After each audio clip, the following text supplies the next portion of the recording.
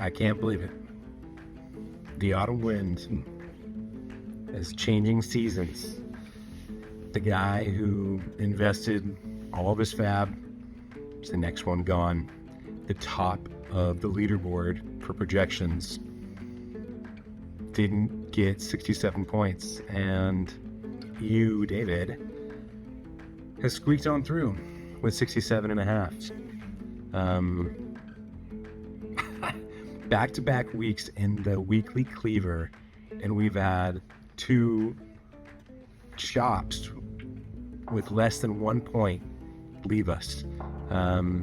Unprecedented.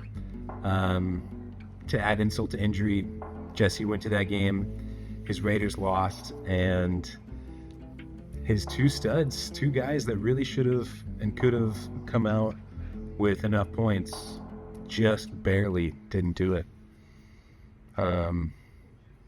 So yeah, I just wanted to take a look at the week 2 leaderboard here. The chop zone, the autumn wind, Chess West is out. Hit some guys in the 100s, and somehow I got it to 125, 124.58. That is an outlier here for week 2.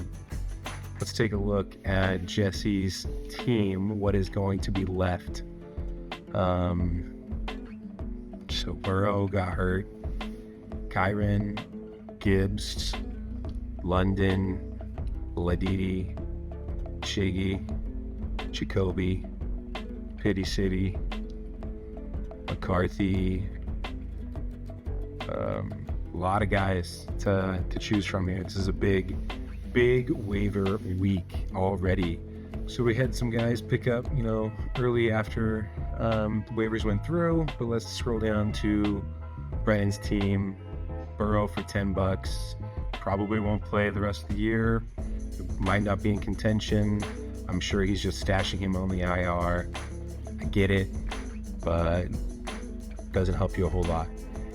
Gibbs, Farmer Branch, 501. Needed it. Needed the RB1 position. He got him. Don't know what the next bid would have been, but he made sure no one else was going to grab him. Trey Benson, his guy from Arizona, for $26. What has he done? Let's take a look. Okay. Pity City. Nothing too great this week. Of course, that's why Jesse lost, but a solid investment there by Dave. I think he needed that. He's had some holes to fill. It looks like he did both of that. Jacoby going for $251 seems a little rich, but I do like the floor from Jacoby. He's got, double-digit targets each week, 8 and 6. I think that's a wise play. I just think that he probably could have got him for less. So interesting to not see the second highest bidder. Travis with $6 for RJ Harvey. Sure. Jake Browning with freezing. Interesting choice there. I'm sure it's a flyer because he's already got like 3 quarterbacks. Matthew Golden also. I mean, people are dropping him in regular 12-team leagues. So unsure what he saw there. Drake London. Now, once again, I got 2 guys here in London and McConkey, both in that 170, 190 range. I did not expect to get both of them. I thought that these were pretty fairly priced, and I thought I was trying to go underneath just in case they were to slip through. But since they both came to me, I'm like, uh-oh, I need to fill that position, I think, in my flex 2. I think they'll both play right away. I definitely need to see it from Drake London. We haven't seen them be too active in the air just yet. They've just kind of not needed him. He's been hurt on week 1, and they just ran the ball every play week 2. So we'll see. Definitely cut my budget down more than I thought I wanted to. We got Max getting Kyron for 337. Bold move, but let's see if his team needed it.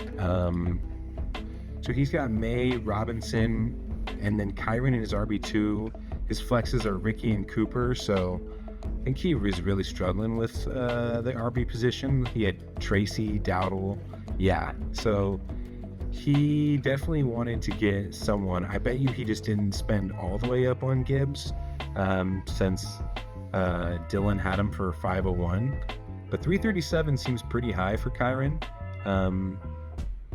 He had an okay week 2. I'm sure he'll not get outscored by his backup every week. Yeah, he also got Cooper Kupp for 61, which had a really good bounce back week 2. I don't hate it.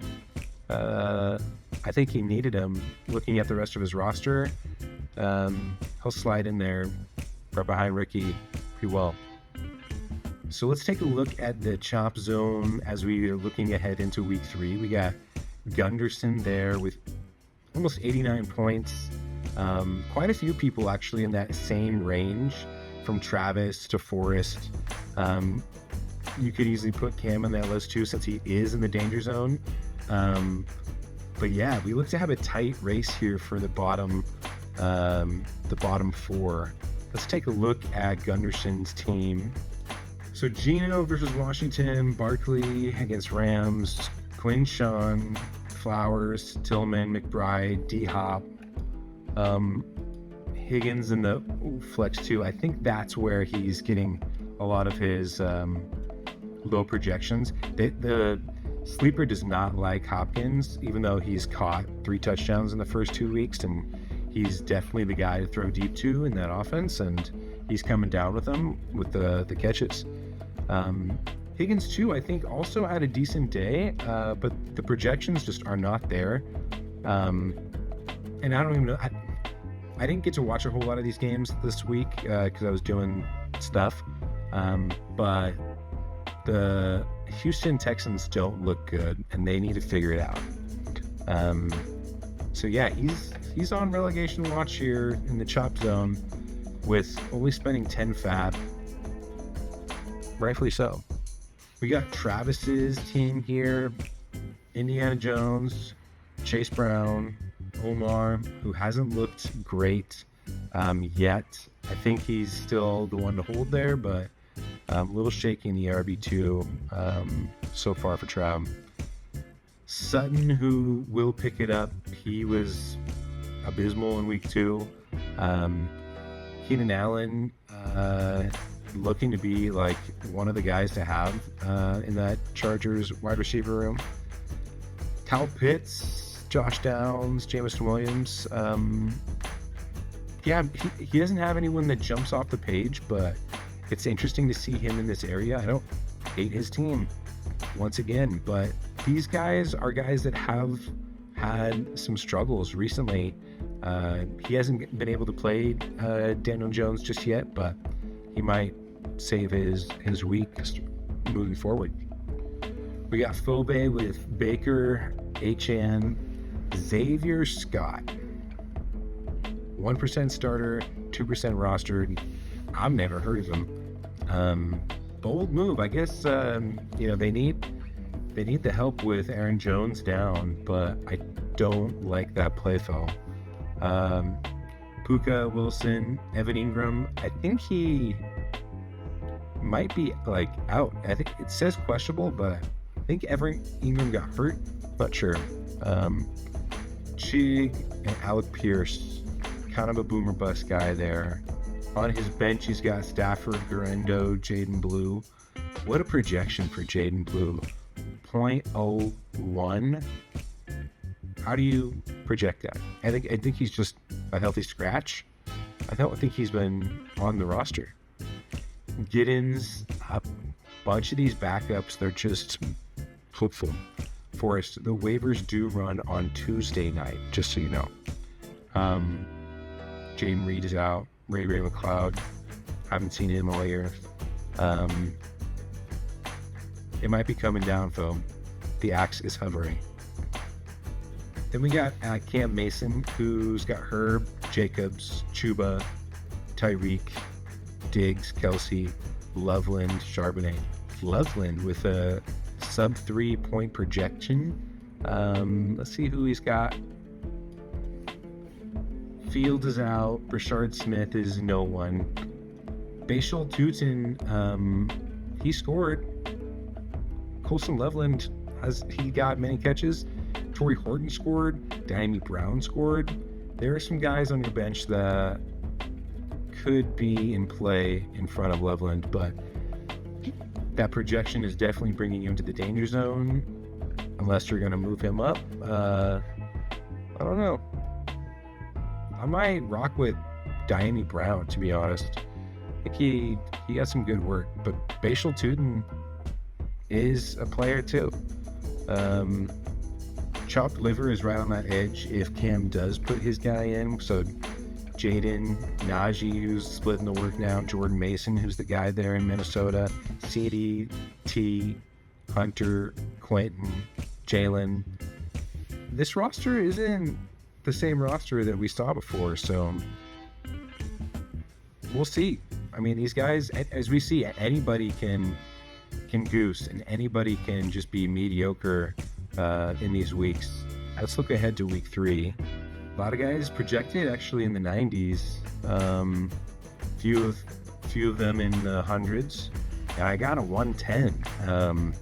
Definitely because I picked up some $100 players this week. Probably not bidding for a while. But we'll see. The last guy who was projected for first in week 2 is no longer with us. So it's anybody's head.